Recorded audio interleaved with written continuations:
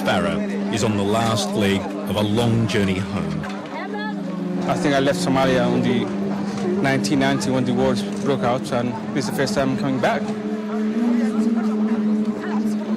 As a desperate young medical student, Idrus fled Somalia's capital, Mogadishu, during the height of a civil war that's claimed up to 1 million lives.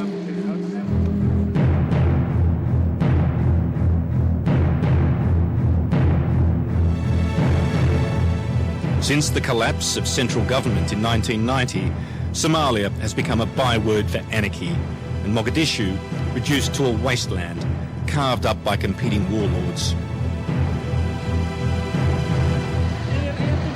Now Idrus is returning as an orthopaedic surgeon, leaving his Somali wife and children and the comforts of a new life in New Zealand. My wife she was really, initially she was very upset when she said, "Are you mad? Are you out of mind? You know, people will kill you." Simply, not only that a bullet can hit you, but when they know that you are a doctor, you know, they can kidnap you. The warlords are now talking about a peace deal, but nobody's holding their breath.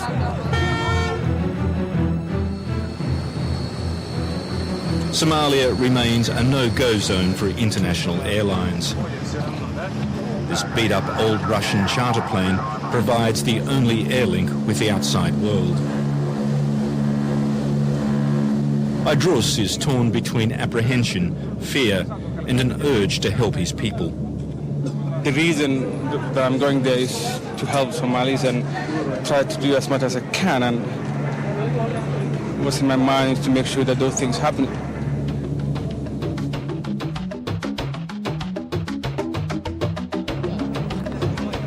Idrus's destination is the town of Bosaso on Somalia's northern Red Sea coast. His companion on this trek is Issa Farah, another Somali expatriate who has made this journey 7 times in the past year. Issa has evacuated 17 sick children to Australia for medical treatment, but this is the first time he's managed to convince a doctor to fly in with him. A great example is someone actually doing a great sacrifice of leaving colleagues, friends, family, great environment, and coming to a harsh, hot, dry, and sometimes very difficult situation. This is part of Puntland, a self-styled state that declared its autonomy from the rest of Somalia 6 years ago. It's relatively peaceful. There hasn't been any serious fighting here for more than a year. The first surprise is the joy of unexpected reunion. Idrus has spotted his brother, who has survived the perils of war. I haven't seen him since 1990, so it's almost 13, 14 years. Has he changed? Yeah, a lot. You know, he didn't have all these grey hairs. Yeah. There's a balding.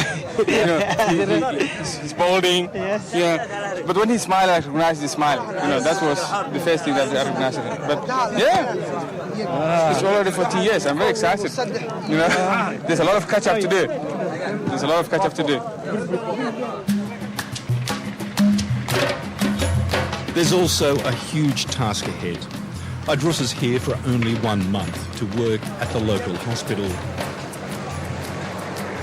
The Bosaso he left behind is unrecognisable, now teeming with refugees from the fighting in the distant capital Mogadishu, some 1,500 kilometres to the south.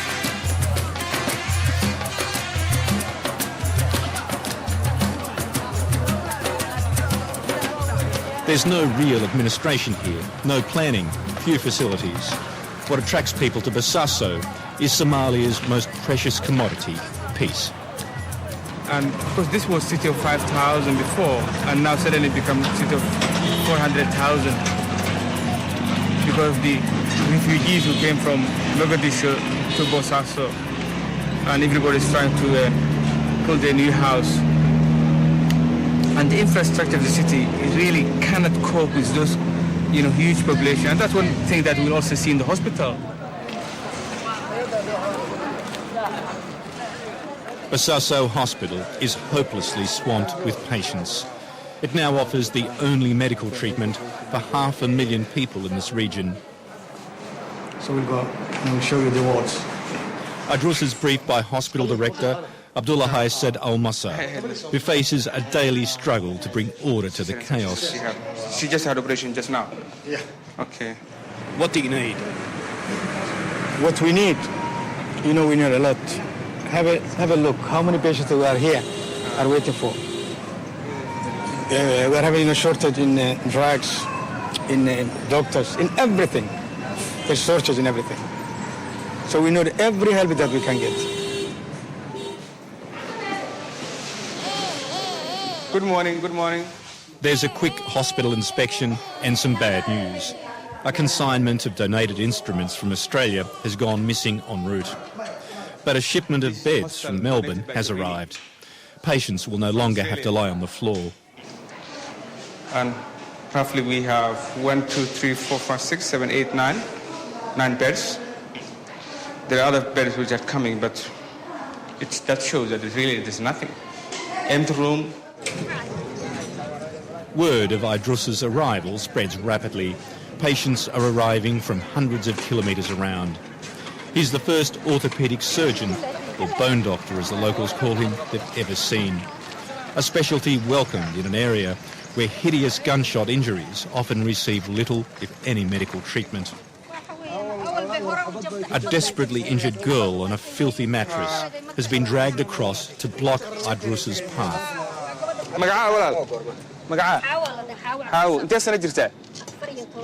14. She was just walking the street 6 months ago when a bullet hit on her left thigh. Is she in pain now? Is it hurting? She's in a lot of pain. And she's specifically, they brought from Gardo to here, simply because they heard that I'm coming. So how far has she come this morning because she said you're coming? Yeah, I think it's 200 kilometers from here. 200 kilometers. Yeah. So what we're going to do now, they will bring she will be the first patient that we're going to see. They will bring the x-rays, and then we're going to see what we can do for her. Is she going to be the first to... We're going to see her now. Yeah. This way.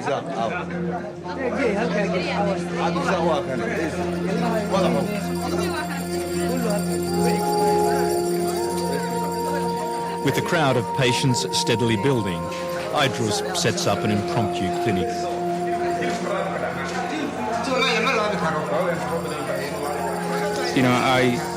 I felt that, if I don't help, who can help? I'm Somalian.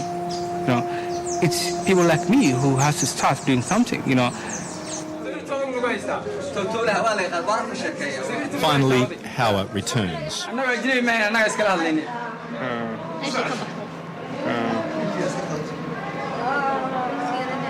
I think what we're going to do, we need to, normally we need to fix with a nail, coming from there, open this, make straight, put a nail from here to there, but we don't have nails here. It becomes clear that Idrus will have to operate, and soon. But outside the door are another dozen Hawas. It was overwhelming. I was not really expecting all these complications that I saw today. It was huge, Maybe we saw 200, 300 people gathering there. And the case which came through that door, it was unbelievable. Later, as Idrus explains to Hawa the surgery he will perform, her mother, Mahado, reveals that her injuries are just part of a greater family tragedy, all too common in Somalia. 9 months earlier, Mahado's husband suddenly took ill and died. Then came the shooting incident that wounded Hawa and claimed the life of her 5-year-old sister, Fatima. Mahado attempts to deal with it all by referring to Fatima in a strange, painfully detached way. waxay joogtay meel laamiga ah qardho magaalada qardho laamiga bay joogtay marka iyadii inaan kaba 5 jir bay ahaayeen xabadu marka 4 nin oo kale ay ku 2 nin oo kale iyo labada gabdhood inantii marka cisbitaalka ay ku dhimatay 5 jirka ah iyaduna way dhaawacantay wataa lugta kaga dhacday. So I said my qofka dhintay 5 bilood ka hor. That was her sister and she's the only remaining child that she has. This is your only daughter, your only child? Yeah, that was it. I'm telling kaligeed miya tan kaligeed. She's the only child. For 6 months, Mahado has struggled to keep her only remaining child alive. But she worries that Western medicine may not save Hawa.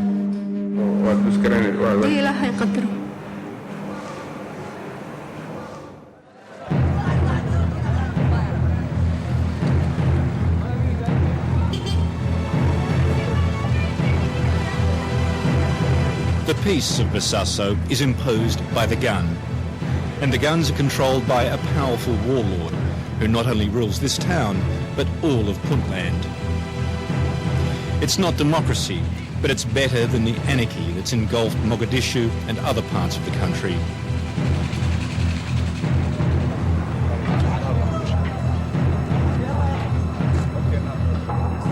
Issa takes us on a tour of Bosaso's once sleepy port, now booming with trade from the Arab world. It's so busy because it provides all the economic infrastructure of the whole state. Everything that you see here coming from the boats and also from this side. And in the peace vanguard are the money men, dozens of Somali businessmen returning from Canada and Australia. Yeah. You can see the cement, the food, the everything. Yes. Oh, this is a friend of mine from Melbourne. From Melbourne? He's from Melbourne. I just recognize this. Oh, he's It's very famous at this. His name is Kadir Mohammed, and he says he worked in the IT sector in Melbourne before returning to run a seafood import business. We've met a lot of Somalians from coming back from Australia. Why is that? Because life here is everything is starting out. Right. So you see your future here or Australia? Both. Yeah. Both. We are educated in Australia, but here is like, all the intellectuals went back overseas. Almost 2 million Somalians went back overseas. So we have to come back and contribute something. Yeah. We can't stay Australians. We are Australians.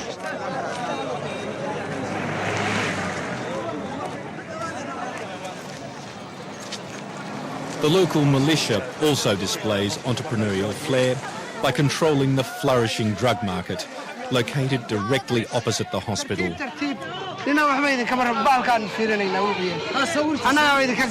This is gat, the traditional drug of choice, chewed in vast quantities for its mildly narcotic effect. $50,000 worth of cat is sold here every day, but not 1 cent of the ruling militia's profits is donated to the hospital. It comes from Kenya, and there's another kind that comes from Ethiopia. There's 2 kinds. Very expensive in Somali term, but people do it. I don't really understand why people want to spend $50,000 every day to buy this, but actually there's nothing at the bar. At the hospitals, there's nothing at the hospital. There's no hospitals, no education, and people spending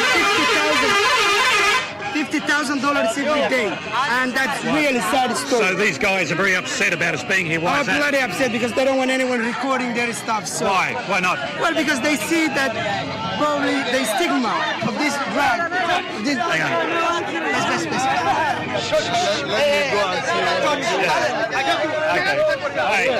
Half of them thinks you guys are doctors, and half of them thinks you guys are some kind of American helpers, like people who help in America.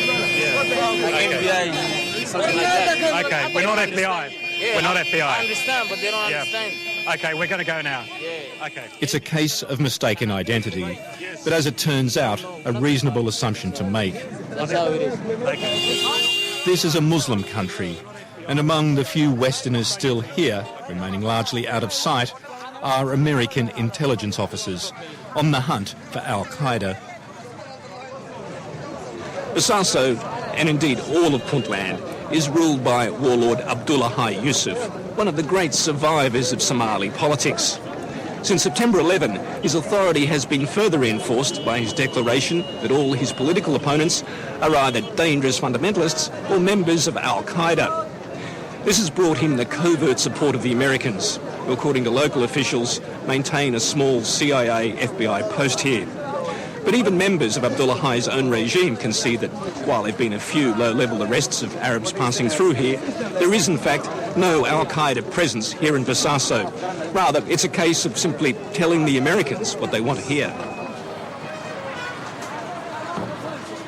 Everyone acknowledges that Somalia has a problem with Al-Qaeda, but insists that terrorists seek refuge amid the anarchy of distant Mogadishu, not Bosaso. Maybe, we've got religion groups. There's no doubt about that. But we don't have fanatics who actually go and kill. It's politics. It's game played by politicians, and they accuse each other so they can get resource and money from America. The spectre of Al-Qaeda may help the local warlord keep the peace, but it frightens off desperately needed foreign aid. And of course, those who suffer most are the young and the sick. Howard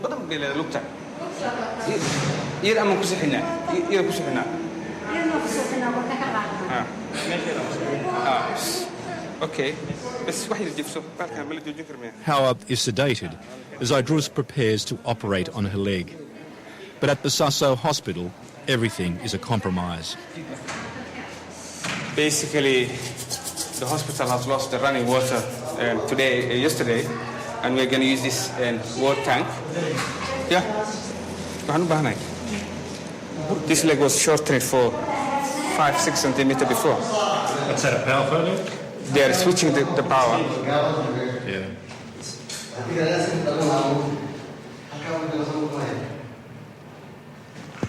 Does that happen very often here? I'm sure, because you don't have electricity comes and goes.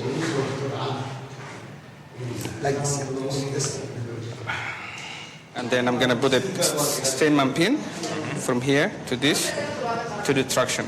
As you recall, this leg was very shortened, and the whole idea was to pull in traction with skeletal traction, and that helps to maintain the reduction and the healing. My plan was to put to open there and put a plate and screws, but I don't have it here. Can you open me here? This is the hospital equipment that they had before. But as you can see, they have some drills here and some drill gauge and no plates and no screws. So it's incomplete. So it's useless? Yeah, it's not going to help me. And I didn't. With few specialist surgical instruments, Idrus makes do with what's available.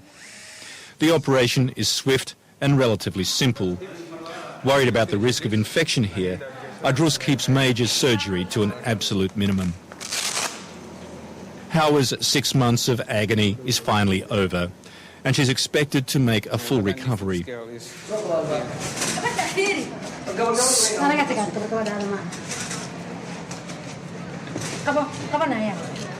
I'm really very happy that the mother finally, sees that something has been done for her child. And that gives me satisfaction, and that makes my day, honestly. As Howard is wheeled across the dusty compound to the recovery ward, hospital director Dr. Abdullahi tends to the day's outpatients. Raising money to keep it all going is also a daily struggle. The poor are treated for free. Those that can afford it are charged the equivalent of a few dollars. Where is the international community? Where are the aid agencies? Where is the United Nations? Why aren't they here? Ask them. No, I think, the international community is present here. As you see, UNICEF, UNDP, they are present here. Really. But our hospital, we didn't get any help from them. That's a fact. The meagre United Nations presence here focuses on helping isolated rural communities. The UN used to assist the hospital, but pulled out at the height of the civil war. Now, with Iraq and Afghanistan dominating the aid agenda, international priorities lie elsewhere.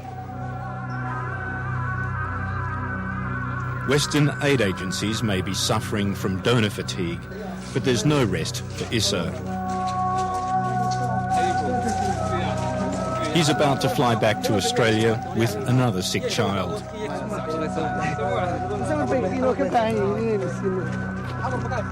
Ismail Mohammed Hassan, who is 8 but looks more like a 5-year-old. Assalamu alaikum. Ya Ismail. Salam. Setan. Ahmad Kawan. Safi. Diyar batay somaha. Hadda loo baahnaa ila qalato. Ismail has a partially blocked esophagus and stomach complications. He's never been able to eat solids, surviving instead on fluids such as milk and gruel. Ismail's mother is clearly relieved that her son is one of the lucky few selected for overseas treatment. She said, God knows how long he's going to be away from us. You miss him?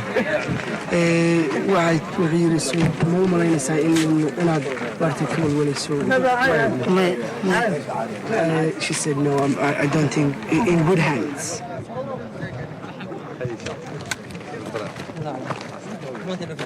Ismail will be the 18th child Issa has escorted to Australia, but it's a costly exercise.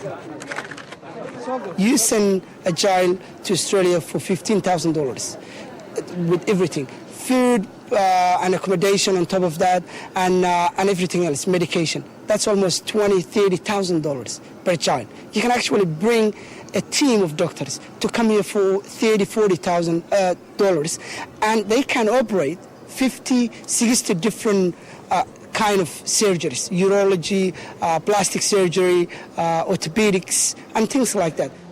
Issa is leaving behind his travelling companion, Idris, who has volunteered to stay on another 3 weeks at Basaso Hospital, and more importantly, now wants to return on a regular basis.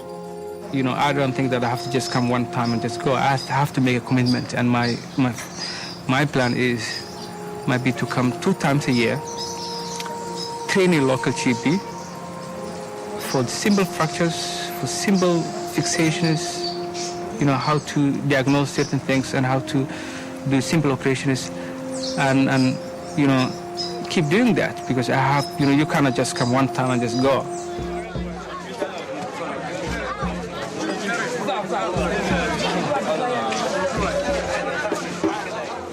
For little Ismail, the future is less certain, but he puts on a brave face.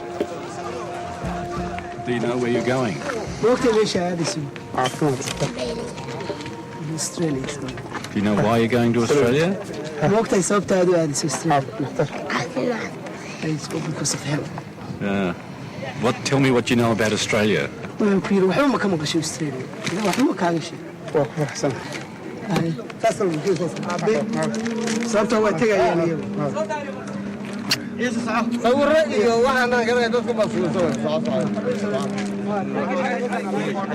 As Ismail and Issa board the aircraft, there's an air of optimism.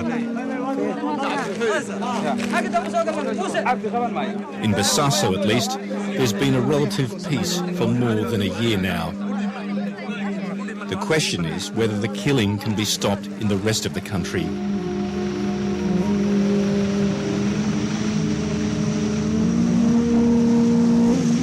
For all Somalis now understand one brutally simple equation. If there's peace, the doctors and aid will return. And children such as Ismail will no longer have to endure the long, arduous journey to Australia.